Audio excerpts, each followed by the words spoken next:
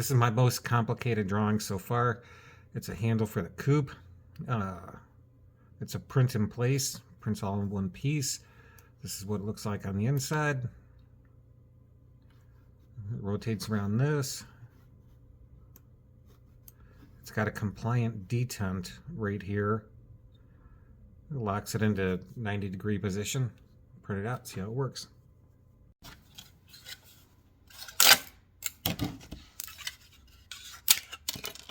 Works like it's supposed to, snaps into place. The idea is to pull the door closed with one hand, lock it, because I normally got my huge cock in the other hand.